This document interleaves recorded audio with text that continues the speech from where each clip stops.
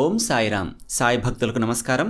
వర్షపు నీటిని నింపుకున్న మేఘం రాజు పేద అనే తేడా లేకుండా అందరిపై ఒకే విధంగా ఎలా వర్షిస్తుందో అలాగే సాయి కరుణ కూడా మనందరిపై సమానంగా ఉంటుంది. ఈ సాయి కరుణ అపారమైనది. అది ఈ విశ్వమంతా వ్యాపించి ఉంది.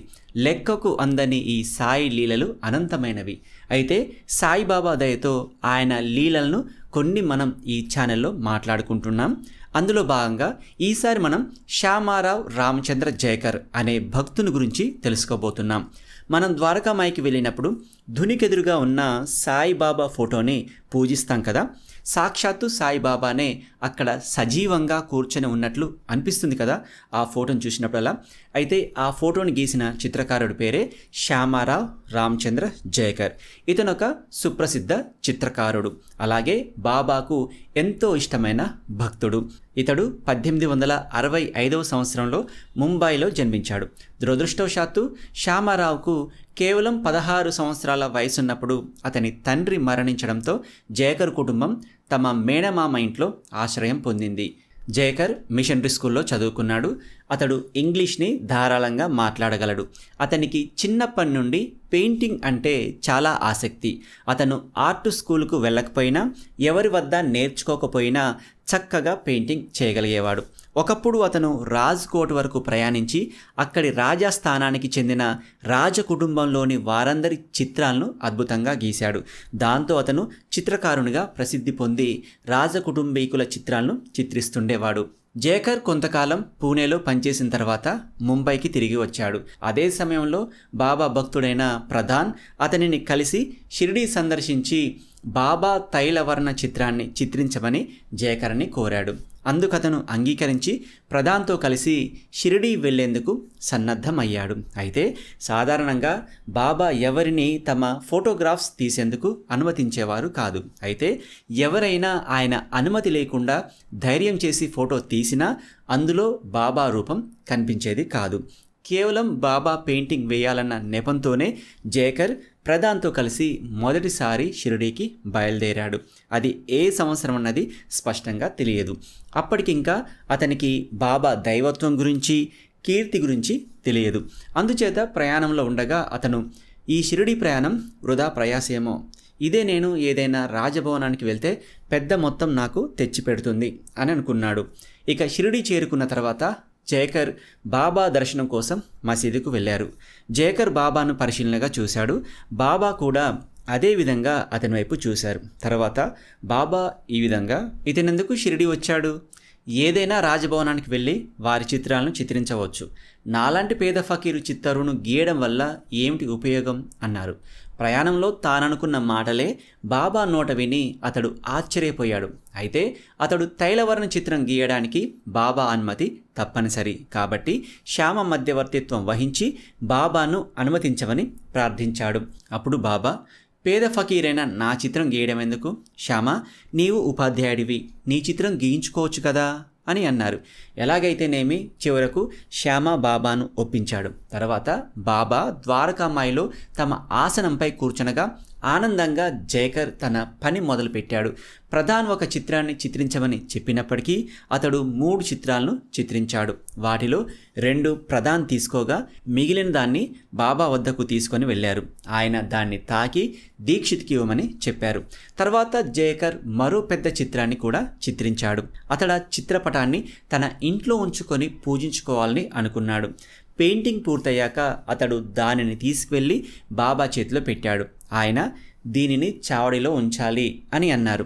బాబా అన్న మాటలు అతనికి అర్థం కాక ఆ పెయింటింగ్ తీసుకొని చావడికెళ్ళి సాధారణంగా బాబా కూర్చునే చోట తాకించి తనతో తీసుకొని వెళ్ళాడు. అయితే ఏ కారణం చేతనో ఆ పెయింటింగ్ పూజలో ఉంచకుండానే అలాగే చాలా సంవత్సరాలు ఉండిపోయింది. అయితే బాబా మహాసమాధి అనంతరం సుమారు 1925-26లో కాకాసాహెబ్ దీక్షిత్ ప్రధాన్లు శ్యామారావు జయకర్ను కలిసి అతని వద్ద ఉన్న బాబా పెయింటింగ్ను ద్వారకామాయిలో ఉంచమని అడిగారు. అందుకతను ఎంతో ఆనందంగా అంగీకరించి ఆ పెయింటింగ్కి ఫ్రేమ్ కట్టించి ఇచ్చాడు. దానిని బాబా సాధారణంగా కూర్చునే చోట ఉంచారు. ఆ విధంగా ఆ పెయింటింగ్ ద్వారకామాయికి చేరి లక్షలాది మంది భక్తుల చేత ఆరాధింపబడింది. తర్వాత కొంతకాలానికి సంస్థాన్ మ్యూజియం ఏర్పాటు చేశాక దుని వేడి కారణంగా పెయింటింగ్కి హాని జరిగే ప్రమాదం ఉందన్న ఉద్దేశంతో ఒరిజినల్ పెయింటింగ్ని మ్యూజియంలో భద్రపరిచి మరో ఫోటో కాపీని అక్కడ ఉంచారు. కాబట్టి మీరీసారి షిరిడి వెళ్ళినప్పుడు సాయి మ్యూజియంలోని ఒరిజినల్ బాబా ఆయిల్ పెయింటింగ్ని చూసి తరించండి. ఇక ఈ ద్వారకామాయిలో బాబా కూర్చున్న భంగిమలో ఉన్న తైలవర్ణ చిత్రంతో పాటుగా బాబా తన భక్తులతో కలిసి చావడి ఊరేగింపుకు వెళ్తున్న తైలవర్ణ చిత్రాన్ని కూడా జయకర్ చిత్రించాడు. ఆ చిత్రంలో ఉన్న పిల్లలిద్దరిలో కుడివైపు చేతిలో ప్లేట్ పట్టుకొని ఉన్న పిల్లవాడు మోరేశ్వర్ ప్రధాన్ కొడుకు చోటా సాయినాథ్, అలాగే ఎడంవైపు చేతిలో వెండి దండం పట్టుకొని ఉన్న పిల్లవాడు జయకర్ కుమారుడు సురేంద్ర. ఈ సురేంద్రకి బాబాతో ఉన్న అనుబంధం గురించి తర్వాత వీడియోస్లో మాట్లాడుకుందాం. ఇక 1936లో శ్రీ బివి నరసింహస్వామి గారితో ఈ శ్యామారావు జయకర్ బాబాతో తనకున్న అనుబంధాన్ని, అలాగే బాబా గురించి కూడా ఎన్నో ఆసక్తికర విషయాలను చెప్పడం జరిగింది. అవేంటో చూద్దాం. అది 1916-17 లేదా అంతకుముందు నేను షిరిడి వెళ్ళినప్పుడు ఇతర భక్తులతో కలిసి ఉండేవాడిని. వాళ్ళంతా షిరిడి విడిచి వెళ్ళిపోయినప్పటికీ నేను అక్కడే ఉండేవాడిని. ఇతరులతో కలిసి ఉన్నప్పుడు నాకు డబ్బు బాగా వచ్చేది. అప్పుడు బాబా నన్ను దక్షిణ అడుగుతుండేవారు, నేను సమర్పిస్తుండేవాడిని. ఇతర భక్తులు వెళ్ళిపోయిన తర్వాత నా వద్ద డబ్బులుండేవి కావు. బాబా కూడా నన్ను దక్షిణను అడిగేవారు కాదు. నా పరిస్థితి గురించి బాబాకు నేను చెప్పకపోయినా ఆయనకు తెలుసు. నాకు 16 సంవత్సరాలు ఉన్నప్పుడు ఒక బ్రహ్మచారి నాకు శివమంత్రాన్ని ఉపదేశించాడు. తర్వాత ఒక సన్యాసి దానికి ఒక శక్తి మంత్రాన్ని జోడించి ఉపదేశించాడు. నేను బాబా వద్దకు వెళ్ళేటప్పటికే ఈ మంత్రోపదేశాలు జరిగి ఉన్నాయి. బాబా ప్రతి ఒక్కరికి వారి వారి గురువులను పూజించుకోమని, వారి గురువు ఉపదేశించిన మంత్రాన్ని జపిస్తూ ఉండమని చెప్పేవారు. బాబా తన భక్తులకు నైతిక విలువల గురించి బోధిస్తుండేవారు. ఉదాహరణకు, పవిత్రంగా ఉండండి, సత్యాన్ని అంటిపెట్టుకోండి, నిజాయితీగా ఉండండి, అందరినీ సమదృష్టితో చూడండి అని చెప్పేవారు. నాకు షిరిడిలో కొంతమంది వ్యక్తులు తెలుసు. నేను రాధాకృష్ణమాయి వద్దకు ఎప్పుడూ వెళ్ళలేదు, వెళ్ళవలసిన అవసరం రాలేదు. నాకు నానావళి తెలుసు. అతను ఒక ప్రమాదకరమైన వ్యక్తి, అతనితో స్నేహం చేయవద్దని బాబా నాతో చెప్పారు. మొదట్లో నేను, డాక్టర్ పిల్లై నానావళితో సన్నిహితంగా ఉండేవాళ్ళం. ఒకసారి నానావళి డాక్టర్ పిల్లైని కొట్టాడు. అప్పటి నుండి మేమిద్దరం అతని స్నేహాన్ని విడిచిపెట్టాం. నానావళి బాబాను ఆరాధించలేదు, కానీ మర్యాదపూర్వకంగా చూసేవాడు. బాబా అతన్ని కొట్టి ప్రవర్తన మార్చుకోమని హెచ్చరించేవారు. నేను షిరిడీలో గడిపిన 8 నెలల కాలంలో బాబా నోటి గుండా చాలా సూక్తులు, ప్రవచనాలు విన్నాను, కానీ నాకు అవేవి గుర్తులేవు. అయితే బాబా ఎప్పుడూ అద్వైతాన్ని గురించి చెప్పలేదు, కానీ ఆ అర్హత ఉన్న వాళ్లకు అనుభవంలోకి తెచ్చేవారు. అలాగే ఆరోగ్యం, సంపద మొదలైన ప్రాపంచిక విషయాలను ఆశించే చాలామంది బాబా వద్దకు వచ్చేవారు. బాబా వారి కోరికలను కూడా నెరవేర్చేవారు. బాబా కృపాదృష్టి ఎప్పుడూ నా మీద ఉన్నందువలన నేను సంతృప్తిగా ఉండేవాడిని.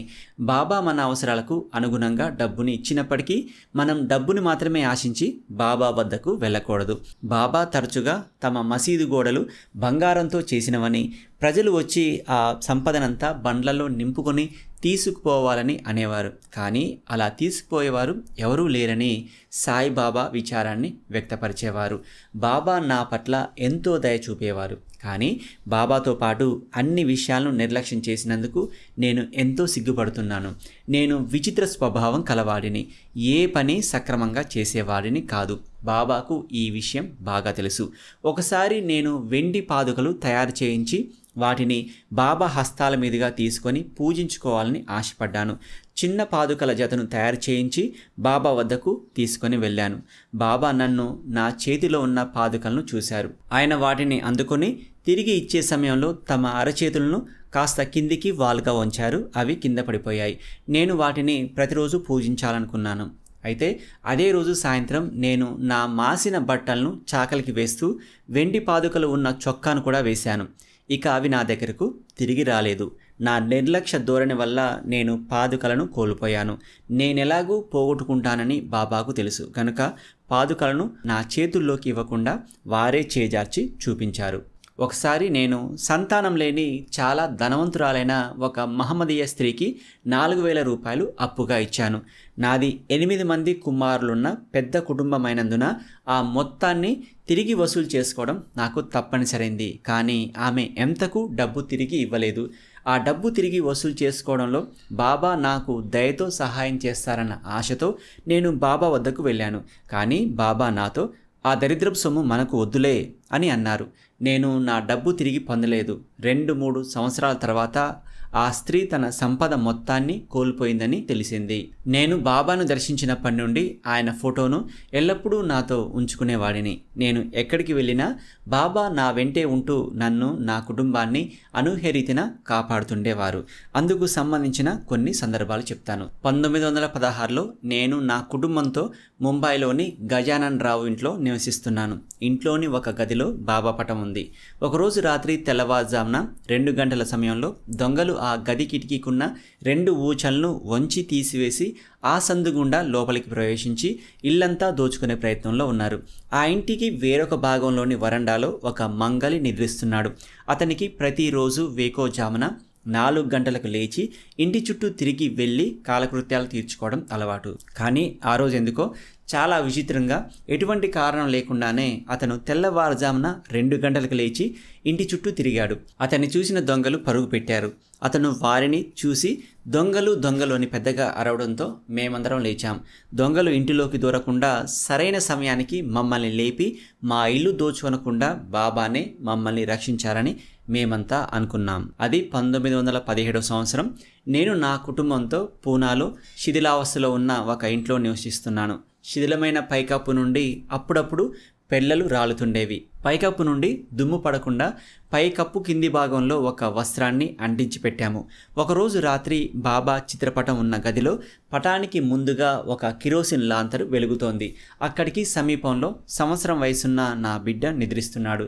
అర్ధరాత్రి సమయంలో అకస్మాత్తుగా ఢబ్బనే పెద్ద శబ్దం వినిపించింది. మాకు మెలకువ వచ్చింది. ఏం జరిగిందోనని వెళ్ళి చూస్తే పైకప్పు వస్త్రం పడిపోయింది. శిథిలమైన గోడల తాలూకు ఇటుకలు వస్త్రంపై పడటంతో వస్త్రంతో పాటు అవి నేల మీదకి వచ్చి పడ్డాయి. నిజానికి పైకప్పు కింద ఉన్న వస్త్రం రాళ్లతో పాటు పడినందున బాబా ఫోటో ముందు కాకపోయినా బిడ్డ మీద కానీ లాంతరు మీద కానీ పడి ఉండాలి. కానీ బాబా సంకల్పం మరోలా ఉంది. వస్త్రంతో ఉన్న ఆ రాళ్ళు పిల్లవాడికి లాంతరుకు అడుగు దూరంలో పడ్డాయి. బిడ్డపై పడి ఉంటే బిడ్డ నలిగిపోయి ఉండేవాడు. లాంతరు మీద పడిన అగ్ని ప్రమాదానికి దారితీసేది. ఇవేవి జరగకుండా బాబా మమ్మల్ని కాపాడారు. ఇక తర్వాత నేను నా కుటుంబంతో పాటు షిరిడి వెళ్ళి 10 నెలలు అక్కడే ఉన్నాను. అప్పుడు మేము బాలబావు ఇంట్లో ఉన్నాము. మేము ఉంటున్న ఆ చిన్న వాటాలోని ఒక రంధ్రంలో ఒక పాము ఉండేది. అందువల్ల మేము ప్రమాదంలో ఉన్నామనే భయం మమ్మల్ని వెంటాడుతుండేది. ఒక రాత్రి ఆ రంధ్రం నుండి పాము బయటికి రావడాన్ని నా కొడుకు మరికొంతమంది చూసి దాన్ని చంపేశారు. ఈ విధంగా ప్రాపంచికంగానే కాకుండా ఆధ్యాత్మికంగా కూడా బాబా నేరుగా సలహాల రూపంలో, దక్షిణల విషయంలో, సంజ్ఞల రూపంలో నాకు సహాయం అందించేవారు. ఒకసారి ఆయన నీవెంత నాటుతావో అంతే ఫలితాన్ని పొందుతావు అని చెప్పారు. మరొక సందర్భంలో బాబా నా వైపు చూస్తూ మనం గురువును సేవించాలి అన్నారు. అంతేకాని ఆయన నాకు ఏ మంత్రము ఉపదేశించలేదు. బాబా బోధనలు ఎక్కువగా నైతిక విలువల గురించి, ప్రవర్తన గురించి ఉండేవి. ఒకసారి బాబా భక్తులతో ఏ విషయాన్నైనా మనమే స్వయంగా చూసి తెలుసుకోవాలి. వారిని వీరిని ప్రశ్నించి వారి యొక్క అభిప్రాయాలు, అనుభవాలు సేకరించడం వలన ప్రయోజనమేముంది అన్నారు. ఎందుకంటే ఆ రోజుల్లో చాలామంది బాబా ఒక సిద్ధుడా లేక అవతార పురుషుడా వంటి ప్రశ్నలు అడుగుతుండేవారు. బాబాని స్వయంగా దర్శించి వారితో సంబంధం ఏర్పరచుకొని స్వయంగా తమంతట తామే నిర్ధారించుకునే అవకాశం ఉన్నప్పుడు ఇతరుల భావాలను, అనుభవాలను తెలుసుకోవడాన్ని బాబా నిరసించేవారు. కేవలం మనుషుల పట్లే కాకుండా అకారణంగా హింసింపబడే మూగజీవుల పట్ల కూడా బాబా ఎంతో కరుణ చూపుతారని, ఆ జీవులకు ఉండే ప్రమాదకరమైన జబ్బులను తమ అద్భుత శక్తితో నివారించి వాటికి ఆశ్రయం ఇచ్చి రక్షిస్తారని నిర్ధారించే ఒక సంఘటనను నేనిప్పుడు చెప్తాను. ఒకరోజు నేను దీక్షిత్వాడ వరండాలో ఉన్నాను. అప్పుడు ఒక వింత దృశ్యాన్ని నేను చూశాను. ఒక చిన్న తెల్ల కుక్క పిల్ల పెద్ద కుక్కలను తరుముతోంది. చిన్న కుక్క పిల్లకు పిచ్చి పట్టిందని, అది కరుస్తుందని పెద్ద కుక్కలు పారిపోతున్నాయని స్పష్టంగా తెలుస్తోంది. కొంతమంది గ్రామస్తులు చిన్న కుక్క పిల్లను చంపాలని కర్రలు పట్టుకొని దాని వెంటపడ్డారు. ఇదంతా జరుగుతుండగా నేను మసీదుకు వెళ్ళాను. అంతలో ఆ కుక్కను తరుముతున్న వాళ్ళు కూడా అక్కడికి వచ్చారు. ఆ కుక్క పిల్ల పరిగెత్తుకుంటూ మసీదు మెట్లెక్కి బాబా వెనుకకు వెళ్ళి దాగింది. తనను వారు కాపాడగలరని, గ్రామస్తులు ఆయన వద్ద తనపై దాడి చేసే ధైర్యం చేయరని దానికి అనిపించినట్లుంది. అదే నిజమని నిరూపణ అయింది. దానిని తరుముతున్న గ్రామస్తులు దూరంగా నిలబడి ఆ కుక్క పిల్ల బయటకు వస్తే దాన్ని చంపాలని చూస్తున్నారు. నిస్సహాయమైన మూగజీవి పట్ల అమానుషంగా ప్రవర్తిస్తున్నందుకు బాబా వారిని తిట్టి పంపించారు. కానీ వాళ్ళు ఆ కుక్క పిచ్చిదని, దానిని తప్పకుండా చంపాలని అన్నారు. బాబా వారిని మరింత తీవ్రంగా తిట్టి అక్కడి నుండి దూరంగా వెళ్ళిపోమని అన్నారు. నేను డాక్టర్ పిల్లై మసీదులో బాబా వద్దే ఉన్నాం.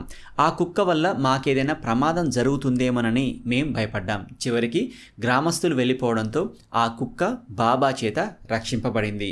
బాబా ఆ కుక్క పిచ్చిని నయం చేసి దాని ప్రాణాలను కాపాడినట్లు నేను పిల్లైతో అన్నాను. కుక్క పరిస్థితి ఏమిటో, దాని జబ్బును ఎలా నివారించాలో, దానిని ఎలా రక్షించాలో బాబాకు మాత్రమే తెలుసు. ఈ విధంగా శ్రీ బివి నరసింహస్వామి గారితో బాబాకు సంబంధించిన చాలా విషయాలను శ్యామారావు జేకర్ పంచుకున్నాడు. ఫ్రెండ్స్, ఈ విధంగా మనం ఈ జేకర్ భక్తుని ద్వారా బాబాకి సంబంధించిన విషయాలను, ఇంకా ఇతని జీవితంలో బాబా చూపిన లీలల్ని మనం తెలుసుకున్నాం. నెక్స్ట్ ఎపిసోడ్లో ఈ శ్యామారావు రామచంద్ర జేకర్ కుమారుడు, కుమార్తె సురేంద్ర జేకర్, కేసర్బాయ్ జేకర్ వీళ్ళ అనుభవాలను తెలుసుకుందాం. సో ఈ విధంగా బాబాకి సంబంధించిన ఎంతో వాల్యుబుల్ ఇన్ఫర్మేషన్ని మిస్ కాకూడదు అనుకుంటే ఇప్పుడే సబ్స్క్రైబ్ చేసి పక్కనున్న బెల్ ఐకాన్ని క్లిక్ చేయండి. సాయిబాబాకి సంబంధించిన మరొక వీడియోతో మళ్ళీ కలుసుకుందాం. ఓం సాయిరామ్.